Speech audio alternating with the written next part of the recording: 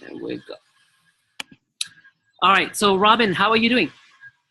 I'm doing great. You I'm doing great? really, yeah, I can say that today. It's been quite the week. I don't know where the time is all gone. We've been working. It feels like I've had two things going on at the same time because I'm preparing for the upper school Dine and Dine event next Wednesday, but then I'm also preparing for a Smartboard session with my lower school staff. I did one this last Monday with probably about 24 staff members that came in, and it was more of a beginner's session. But we were talking about, the different aspects of the smart board and how that integrates into the classroom. And then I showed them some examples of some of the new smart labs features and how they could better integrate that into their classroom, as well as have the ability to share with their iPads, because we have a one-to-one environment.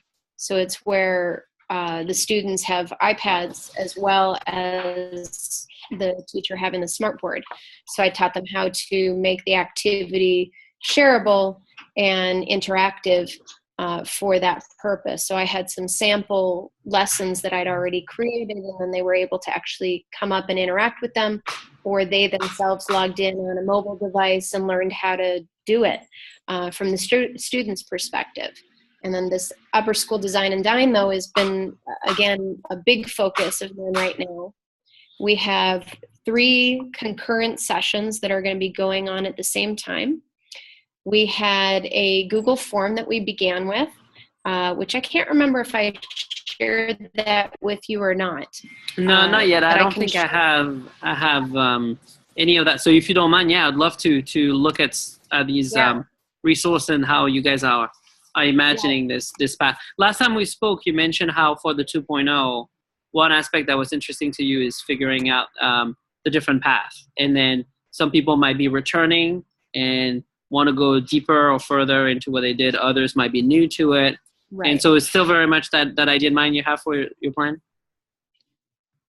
Yeah, it's really where that plan continues, and I got the whole team from the incubator involved in it. So it's not just me leading sessions anymore. It's me being more of a coordinator of what's going on and making sure that the needs are being met of the staff. So we had a tour this last Monday of the incubator for all of the upper school staff. They actually had their upper school staff meeting here, and it gave us an opportunity to split them into 3 groups, and they went to whoever was in that space and got the spiel of what was going on. So if they were in the coding lab, they learned about what was going on in the coding lab, or if they were in the fabrication lab, they were learning about the 3D printing and designing going on out there, or they were in the digital media area. They were learning from Tobin what he does with digital media. And then to follow that, we had the survey, which what I'm going to do is I'm going to try to pull that up real quickly, but I will share it with you as well for artifact purposes as well. So the PD already happened? No, it hasn't happened. Oh, so what you're describing is... This is like the precursor. It's like the precursor that got you. Right. It's like the appetizer to the main course. Gotcha. Exactly. I wanted them to be in the space, and a lot of teachers have been wanting to get into this space and know more about it. So this was a great taste test for them to be in the space, but then to say, oh, wow, and we're going to have this event a week from Wednesday, and we want you to join us. And here we also want to personalize it for you so that it will meet what you're looking for. We had 3 choices for them, and I'm getting up on my screen right now. I finally got it. I'm going to share my screen real quickly right here.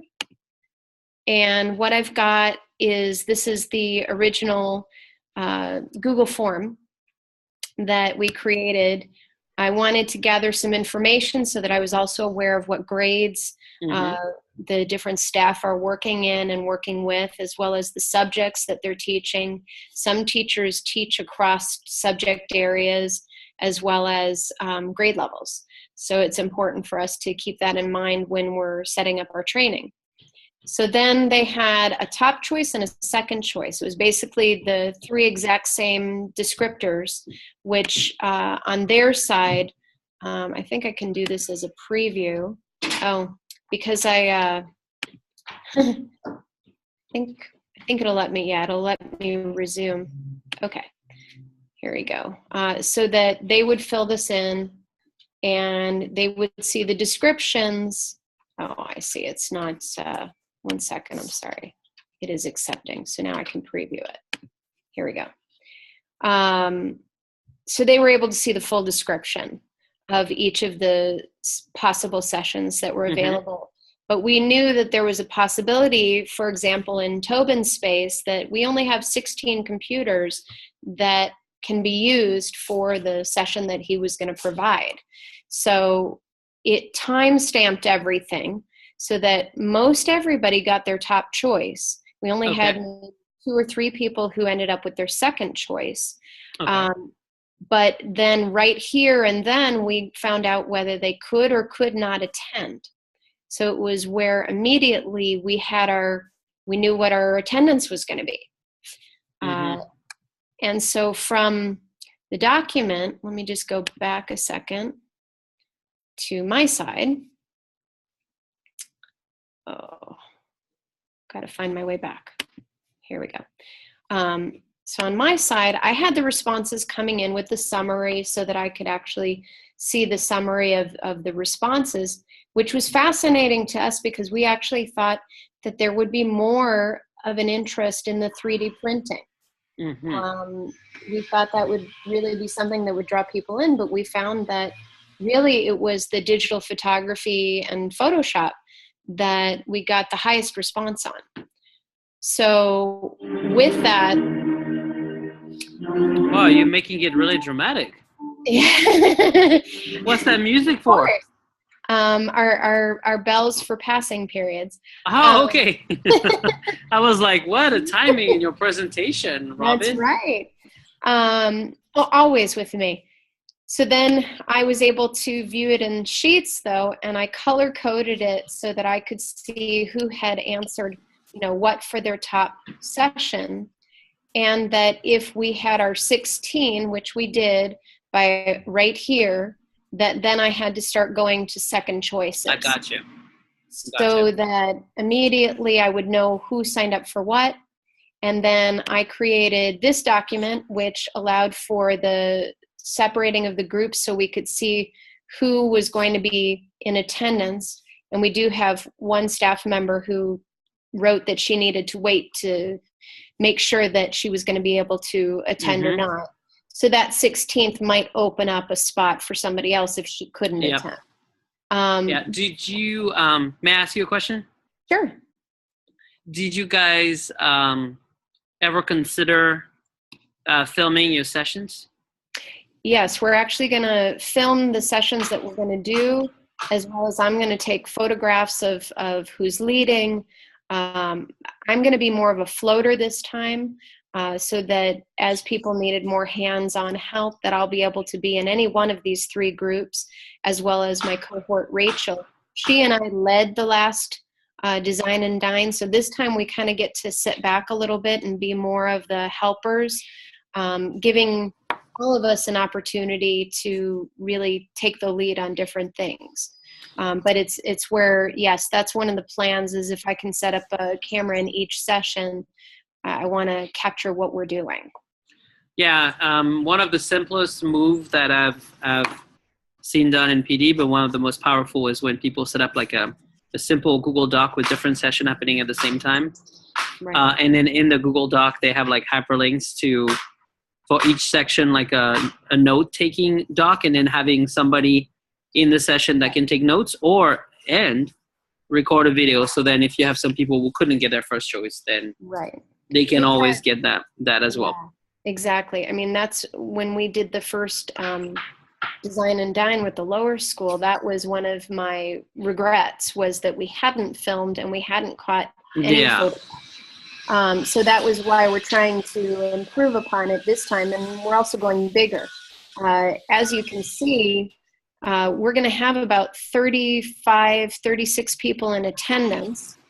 We had a response of 41 that had filled out the survey. Yeah, and that's pretty big. We have, I think our full staff is 50. So wow. For that response rate, that was pretty impressive. It is. And I've found that whenever I want to do a survey, I do it in a staff meeting because I'm much more successful in the response rate. That's a good point. And so that's a good point. So between the warm up, the kind of enticement of having everybody in the space, to the survey following, to now I'm following up with emails confirming what sessions that they're signed up for, as well as if there's any software that they need to download ahead of time. Like for the 3D printing, they're going to do Fusion 360. So they need to create an account and download the software. So I included all of that in an email to each of the various groups so that they know how to prepare. So do you mind if I ask you a couple of quick questions? Sure. Because we have about 9 to 10 minutes left. Yes. Today I actually have a hard stop because of my appointment. I apologize for that. Me as well. No, when you're with better. you, I don't look at the time and I let it go. So I would love to, not everybody comes to our session prepared the way you are, right? I don't know if you know this. And you have a plan where you think about all in many details. So part of me kind of want to ask you to try to narrow it down with me. Where is the zone of proximal development for you with this particular event? Where is it that you would like me to help you go that maybe without my help you wouldn't go? It's a great question because it's funny. I didn't think I would be this far along with what I did. I actually thought that I'd need to soundboard some of the thoughts that I was having for the actual sessions. Whereas this time, what really ended up happening was I immediately went to the staff, made sure that those who are going to lead the sessions were ready to do so, talked to them about having materials prepared for the session for staff to look back to, because of what we went through the first Design and Dine. When you and I spoke, right. it got me prepared for this. And it really has kind of, in a way, gone better than I thought it was going to go in the preparation stages this time. And I think that's the biggest part of it is once you do something, you learn what works and what doesn't work, and then you adjust and you find the next thing. I think part of it is that I'd like to share this out. I'd like to find a way that I can capture what we're doing and what I'm doing, have created this Design and Dine idea, and really be able to share more through the Better Lesson venue. I'd like to capture these artifacts in the best way possible. I am trying very hard to figure out with the form itself. What we just saw was, unless I have it open and accepting for responses, that's the only way somebody could see it. But then but I think I think that's a really good. So what I'm hearing you say, part of what's interesting to you with this one is try to see if we could capture this whole process, right, and including the impact you anticipate it's going to have on people, right, positive, right? And then we try to capture this and reflect on this together and make it something that other schools could use. And I think that's a really, really valid goal. And also, I don't want you to think that when we do that, it's only complacent. Right. Because usually when we decide to study something we've done together, it's going to make us reflect on the good and what could be better, right? Right. So in terms of artifacts, I don't want you to worry too much. I think about a few things. One is we're recording this call like we usually do. Right. That could be a really good video that explain the PD, how you set it up, and the purpose. So we can put that in your strategy. Number one, right? Right. I think survey data, and in particular, if I know that you're probably guys thinking about survey data at the end, would definitely be a really good thing also to confirm your assumption. Exit survey, absolutely. Any videos that you mentioned you were set up to do would be great. So maybe it sounds like you have kind of in your mind already the needed artifacts for this, right? So let's go with that first goal together, and just thinking in terms of like not asking you to do more than you were going to do anyway for the PD, but just maybe taking the time together to look at the different pieces once the PD is over together, so that we can make this strategy and reflect on it. Does that sound okay? And now, here's what I'm thinking that I would like to do with you that maybe we haven't done yet. Okay. I would like to try to take, in addition to what we just described, an additional lens. So, in other words, here's my question to you. Are you thinking about students or groups of students for which you would like some of this that the teachers are going to do to go all the way to?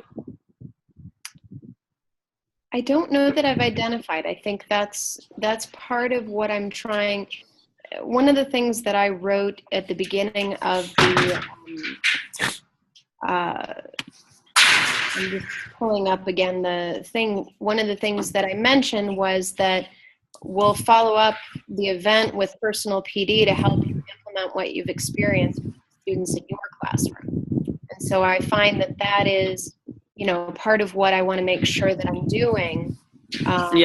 As well. So instead of having the approach of like thinking in terms of like specific students that maybe you're in your mind, you're like, oh, I wish they could benefit from that, or could benefit from that. What I'd like to do is out of this PD, when we do the reflection together, like I'm thinking 2 steps ahead, let's try to pick one person or maybe a couple up to what you want. And I know that you have built all the structures for like following up and coaching. I just saw you finishing a coaching conversation before we started. Then maybe we can try to like follow that one person in the implementation of something that they got out of the session with you. And I feel like if we were to be really strategic in doing that, we could capture little videos and little artifacts of you building somebody else's skills. And I think that could be really good for a learning purpose. Like, oh, we're going to see you coach and we're going to see you work in a classroom with a teacher.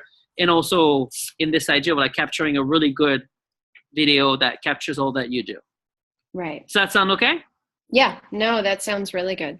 But as a first step, last time we meet, let's pick a date that allows us and you at that time to have finished your PD and to have collected the pieces that you want to look at together. And then we'll pick that participant or these participants that you want to follow for a while. And then every time we meet, we can focus on the work with them. Okay, that sounds good. So the only thing I would need to do, and we don't have to do it now, if you want, we can do it in Chicago. But just trying to figure out when is that good date for you that gives you enough time to do the PD and also to collect the artifacts you want to collect. I would say, since we're doing this on the 1st, I would think that it would give me enough time if we met again in 2 weeks on the 10th. At this time, if this time works well for you. So let me see, because the issue I have is that I'm in Boston at a Better Lesson on-site PD. I do believe that it ends around 4 my time. I have a flight though at 7:13. So I'm tempted to say, if you don't mind, because I don't think Friday to Monday will make a difference. Can we move to the beginning of the following week? The 13th? So either the 13th or the 14th. Yeah, the 13th looks better than the 14th right now. Okay. So. And then what time? Afternoon, morning for you? Do you have a preference? Anytime after 11 my time is looking open at the moment. How about noon your time? Okay. Does that sound okay? Sounds great. I could also do 12:30, and I could also do 1. Noon would be fun. Okay. And then we plan for that day to look at the different artifacts of your PD and reflect on it, and then analyze like what participant we want to do a deep dive on in the next semester. And I feel like if we push yourself to do that, you're going to have wonderful artifacts related to what you're trying to build right now. Okay. Right? Sounds good. And then I'm going to stop the recording. Great.